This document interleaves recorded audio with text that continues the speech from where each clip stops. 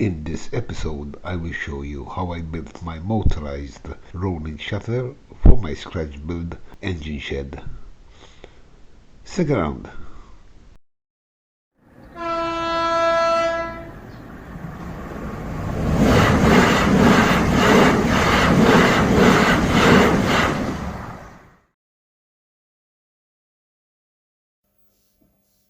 Hi and welcome to a new episode. Today I want to show you how I'm going to build the motorized shutter door for this engine shed.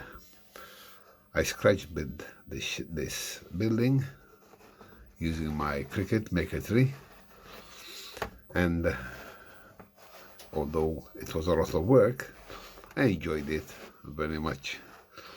The design comes from a Google Maps, a Street View image.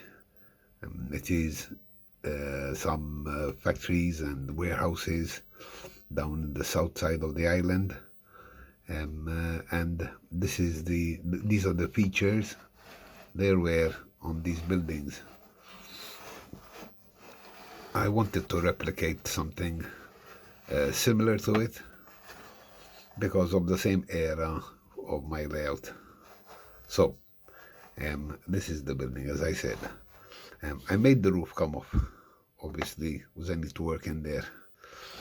The roof will have a huge skylight, as you can see. I still have to build the frame for it, but that's the reason for that hole. And the reason for the roof coming off is so I can work on and maintain the sliding door here, which is this. I think you can see the lines across. This is photo paper. Unfortunately, I will have glossy paper now that I realize how not exactly great glossy paper is for finish. Even to paint it, it's a bit more difficult. But anyway, this is a photo paper. It's quite thick. And I used a scoring tool on the Cricut, and there better. And I set it to every 1 millimeter. And this way, although it's like I said, paper, it will still twist and bend much easier. I mean, I don't know how much more flexible the scoring has made it. I doubt it very much, but looks-wise, let me see if I can put this in. Looks-wise, it's a bit more convincing. You know, I don't know what effect paint brushing it is going to leave in that detail, but or maybe I'll spray it. I'm not sure yet. We'll see when we get to it. I mean, the door is this is very easy to make. This, you know, just put the sheet in the cutter and let it do some more markings on it. But anyway, that is that. My questions are many, and my first one is, how am I going to guide this door to slide up and down? I've seen many engine sheds, and some had these automated doors, these motorized doors. They opened on hinges. I mean, true. I imagine in the UK they're very common, and that is the way they did things. But here in Malta, in the era I am building, the 70s or 60s, 70s, I think shutters were, anyway, there are shutters today, and they've been there for many years, and so I wanted to do something like that. And I haven't seen, I don't think I've seen a shutter on N-gauge working yet. So, anyway, I want to see how I'm going to make this go up and down. I mean, looking at it just like this, let me give it my hand. Makes it look so nice. Anyway, so I was thinking, and here, this is one of the advantages of the Cricut Maker 3, that I can cut up strips of styrene, and this is 2 millimeter wide. Yeah, I have a 1 millimeter one. Here it is. It's difficult to put my hands on it, trying to catch it. That's 1 millimeter. I mean, normally you'd buy this, you know, because you can't cut it with your hands, but with the maker, you know, it's so easy. You just draw it up, put the sheet in the tray, and let it cut it away. Come back in about 10 minutes, and it's done. Anyway, so I want to do, like I was saying, some form of guide, like a rail, where the shutter will slide up and down. I've got ideas about motorizing it. I've got, you know, the motor, I know which one I'm going to get, just not sure about the speed yet. But anyway, so I was thinking, putting something like that and getting the door flat up here under the ceiling. See, the ceiling, hang on a minute, the ceiling rests on this here, on this ledge here. And I'm going to run the door, sliding it under it. Well, I'm going to try it. That's the plan. Like this. Slide it under there. And guide it down. And push it down to the bottom. So, the first thing I want to do is, I want to glue this in there. As close as possible to the front, inside of the front wall. Leaving enough room for the door to slide in. So before I glue it, I'll cut a piece of photo paper and keep it in there as a spacer while placing the guide in there, in its place. And the same at the top, to make sure there is enough space for it to slide in. I don't want it to be too tight, and I don't want it to be too loose either. So, let me start with gluing that, and I'll get back to you. Okay, so made some progress just on one side. It's a lot more difficult than I anticipated, but rewarding. So, as you can see, let me point out with something. Okay, this is one of the rails here, and it goes down to the bottom. I'm using one up here, and I'm using the front of the garage wall as the other side of the guide. I put a piece of bent styrene here to guide it downwards around the bend.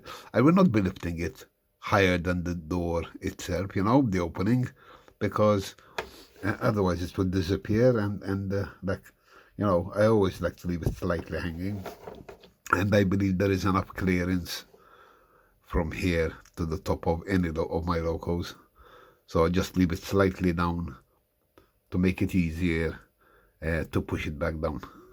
Anyway, this is one side. Now, the other side is here, and there's no structure here. I don't want to make the door as wide as the building, although back here this is going to be a door here, a regular door. It will be always closed, or I may leave it ajar, but there's no point of doing that. So I will put a piece of styrene lengthwise here. I might stop here or go all the way, depends. Now I think I'll do it here, strengthwise, because it will strengthen this movement here. And also, this will be shorter, and it will flex less.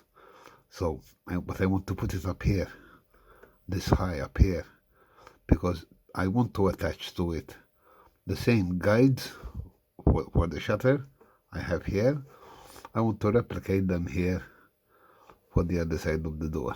So, that's the next plan. Until then, as you can see, I've done the other side. You can see the channels there all the way to the bottom. There. I took the opportunity of creating 3 separate rooms here, like offices, because I put this beam across here, and I put partition to make this steadier. And I might put separate lightings for these 3 rooms, so I can switch on and off the lights there individually, that as opposed to the whole building in one go. So I've also put some reinforcement on the back of the door, because remember, this is paper. So the way in is through the bottom, and I might need to, I might need to cut a new door about 1 millimeter wider.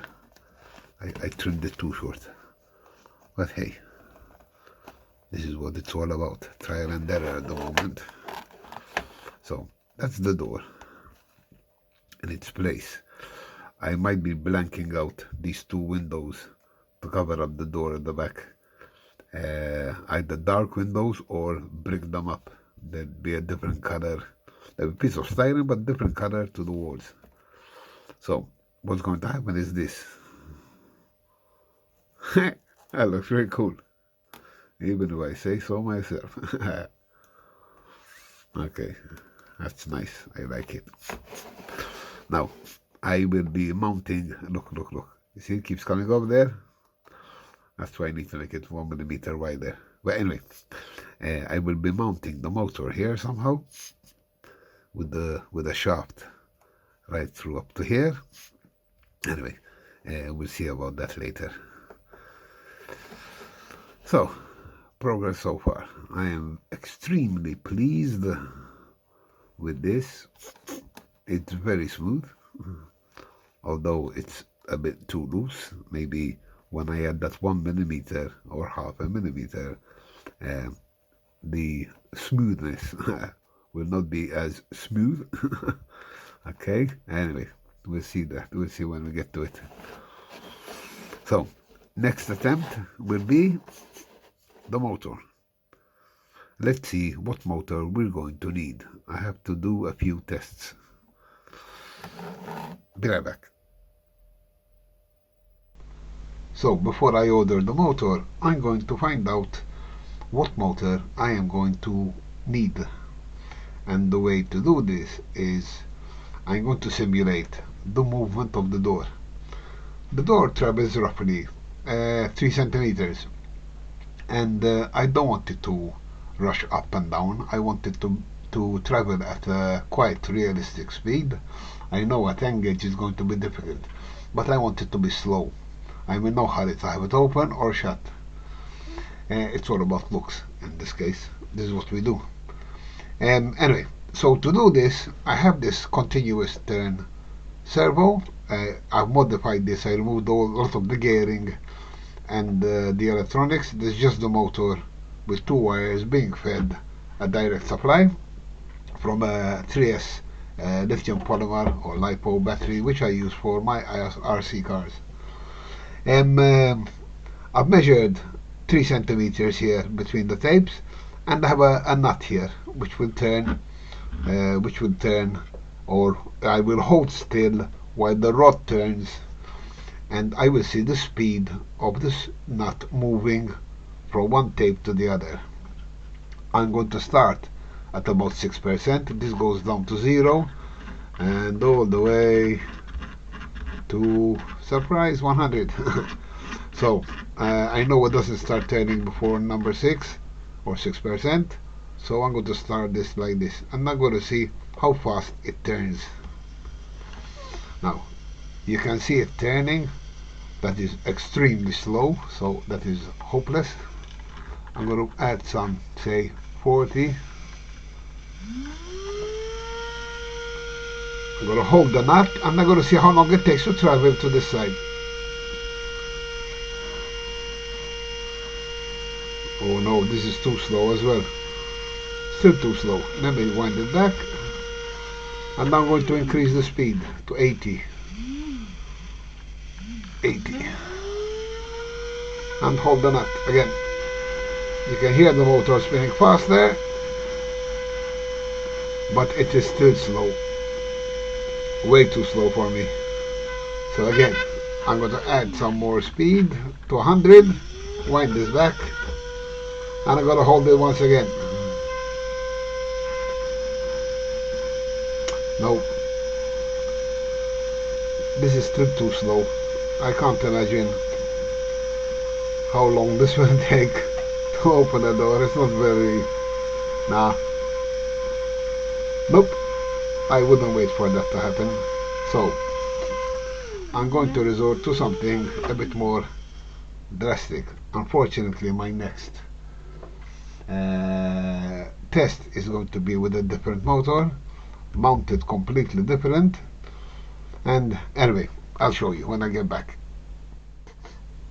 Okay, we're back. As you can see, I've changed the setup. I have a larger motor. This is a spare motor that I would use in my RCs, in my RC cars, and I've connected it to the same shaft using nothing but a bit of heat shrink. I just want it to spin, that's all. There's no friction except where it's resting in this cradle here. This is the stand for my heat gun. Anyway, I have the same shaft, as I said, with the same markings and the same nut. So I've also learned, I believe it's 13, step 13, that it starts spinning. Is it? Or 14, 14, 15? There we are. 15. Now I found 15 to be not too bad. 15. So in reality, all I would really need to do is count the revolutions per minute. Unfortunately, it spins too fast for me to count, even if I put my hand here and I feel the hits every time the tape touches my finger. It's a bit too fast. So I want to try a faster speed, and then I will film it in high speed, and on the computer I'll slow it down. I'll also include the stopwatch in it for 1 minute, and I can count the number of revs per minute it will be doing. Hopefully I'll have a more accurate reading. I'm not after perfection. I mean, I'm going to get these motors, you know, and they could be when they say they're 120 or 140 or 180 revs per minute. I mean, prove them wrong or prove them right. And so I'm expecting a bit of variance in the result. So let me add a bit more speed before I bore you to death with my talk. So I'm going to say 18. There you go. I think that is a bit too fast. Let me go back to a different speed. Let me just rewind this nut back. Okay, I'm going up to 16. 14, 15, 16. And here goes. You can see it clearly now, the speed. And I think that's quite decent, you know. Sorry, I'm a bit ill. One more time. 14, 15, 16. I'm going to hold it and see it travel.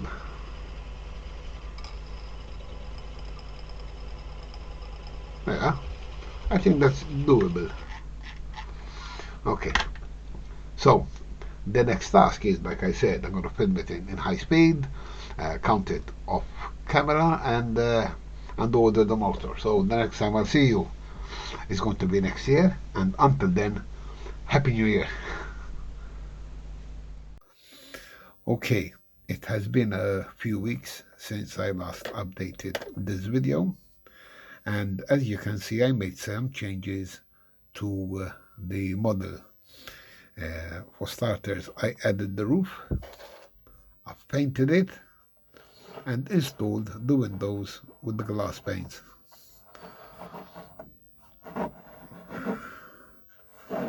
I kept it as traditional to local buildings as possible. And that is supposed to be limestone color. Anyway, so this is it so far. Since my last update, I also received some motors. I ordered 3 of these.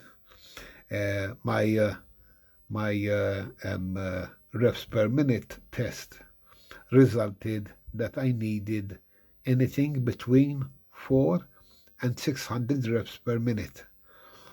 Any one of those motors would give me a decent enough speed for the door to slide up and down to look realistic. So for the time being, I am starting with a 600 reps per minute motor, and if need be, I'll either lower the voltage or step down to the next slower motor. I'll see as I go along. The motors are all the same, they're just geared different for different speeds. So let me install this in place and I'll get back to you. Okay, I've installed the motor. It was quite simple, in fact. Just 2 screws, and 2 holes for the screws and a hole for the shaft. It's very lightweight, so it doesn't really affect the model at all. Then I'll see how I'll pass the wires in a way to make them the least visible possible. If need be, I'll paint everything black just to cover it up so they don't show from through the windows when the light is on inside. So now, how to attach this shaft to the sliding door. I'm going to leave this like this for now. So, as you know, this is the door. Yesterday I painted this with some filler because it was glossy, and there's no way paint will stick to that with a brush. And the rest is this. I've come up with this little mounting. I don't know if you can see it, but there's a steel nut in there, similar to, hang on a minute, similar to this. It's a 3mm nut that fits on that shaft. So on one side I heated it up with my heat gun and squashed into the hole the nut, which cut its own shape and embedded itself inside the thickness of the styrene. This is a 5mm piece of styrene here. I didn't want to glue it because I wasn't sure if the glue would get in the way. So what I did was I glued another piece of 1mm styrene over it. I centered the hole by passing a screw, a 3mm screw, right through, and let it dry like this. So now I know that the hole is in line. So when I mount this onto the shaft, it will go right through and it's not obstructed by anything. Now, what I am going to do is I'm going to glue this to here, like so. It will be upside down like this, and the nut will go onto the thread there, and this will slide up and down on that thread, on that rod there. But to make sure that the glue doesn't break off, I'm going to put another, hang on a minute, come here, another piece of styrene on the other side, which will not be visible. It's going to be in here like this, and I'm going to use screws and nuts to sandwich this together and glue at the same time to make sure it doesn't break off, because I have a feeling that the glue here and here eventually will break off. So this way I'm going to sandwich it and glue it to make sure it stays there permanently until I need to remove it myself. So my next step is going to be, I guess, paint the door, assemble this together, and see how I'm going to slide it onto there. Well, what I do is I put this here, here like this. Power the motor and let it pull it in, and then I'll slide in the rest. Okay, so the next step is going to be to assemble it, and I'll show it to you with the door painted and in place, and then we'll see about the wiring. Until then. Okay, so I painted the door and I have installed this, I don't know what to call it, this bracket here for it to slide on the threaded rod. I glued a piece of styrene at the bottom because the door was bending, with paper after all, was bending. So I glued a bit of paper, styrene there to keep it straight when it's down. I did not glue this, as you can see, it's a bit here. Whoop, it's not exactly flat. I didn't glue any of this together. I just screwed it down and, you know, tightened it with some nuts at the back. It was very fidgety, and well, I think this will do like this. At least if I want to replace the door because it broke or it tore, whatever, it will be easier. Anyway, let me put it in place and I'll show it to you. Okay, I've assembled it all. If you might have noticed, I changed the screws because before they were round heads like this here, and I used flat heads because they were scraping along the ceiling of the garage, so I needed to lower them a bit. So anyway, I changed those. So now I'm going to power it up and to pull the shutter towards the motor. So here goes. Hey, there it goes.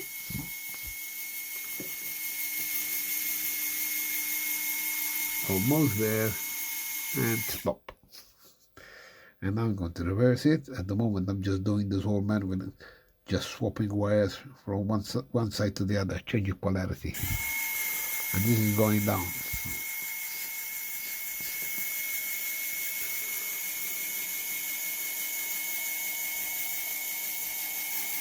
Okay, you are seeing behind the scenes here, because you'll never get to see this part, obviously, because eventually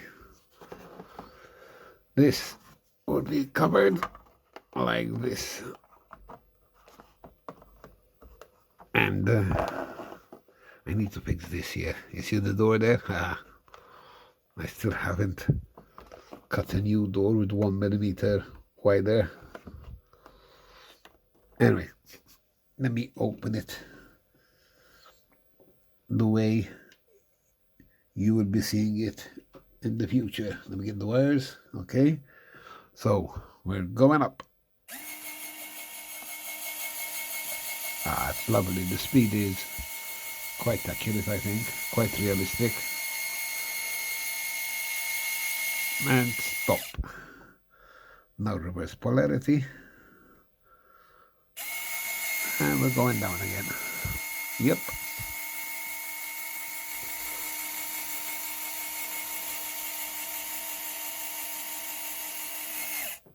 Brilliant.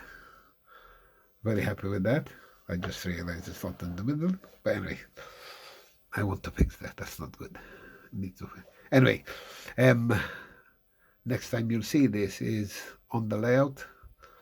I'll get some trains going in and out of the garage with a better door. Until then. Okay, it's ready. And I've taken it a couple of steps further. I'm very happy with it. Obviously, as you can see, there's lights in it. Some things I added. For starters, it's not controlled manually anymore.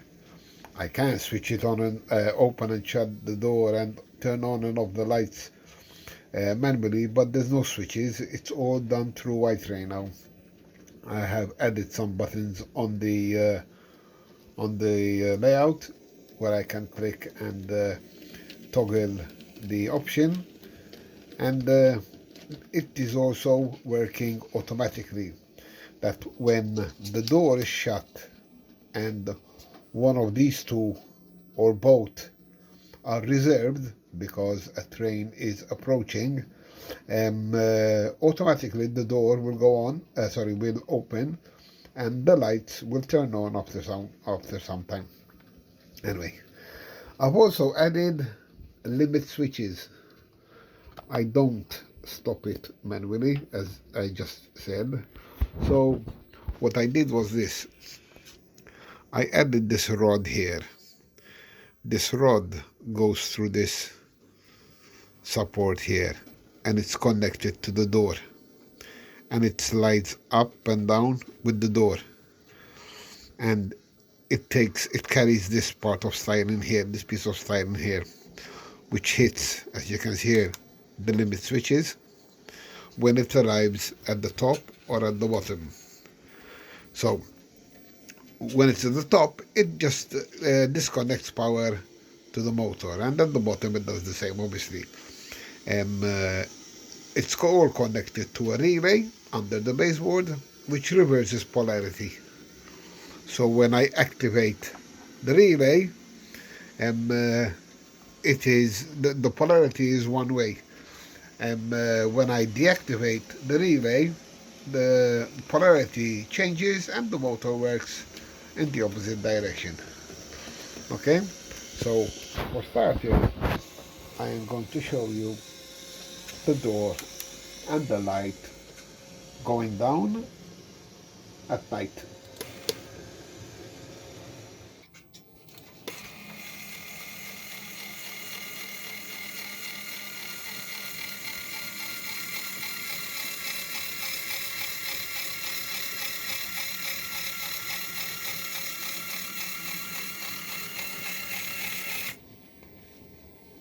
And that's it. You notice the light going out on its own. This way Adam never forgets to switch the lights off at night. And that's about it. Now, the last part is I'm going to show you some automated runs going inside the shed. Let me mount the camera properly. Be right back.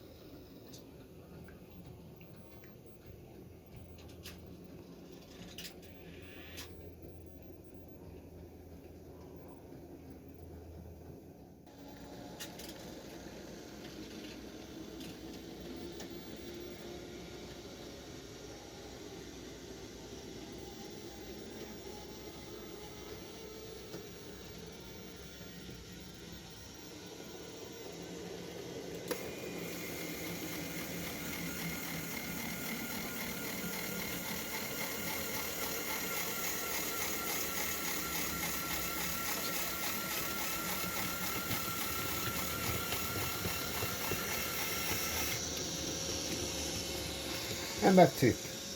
Hope you enjoyed this video. Yes, it's been a very long one, but there was a lot to do and I had to show it to you in as much detail as possible.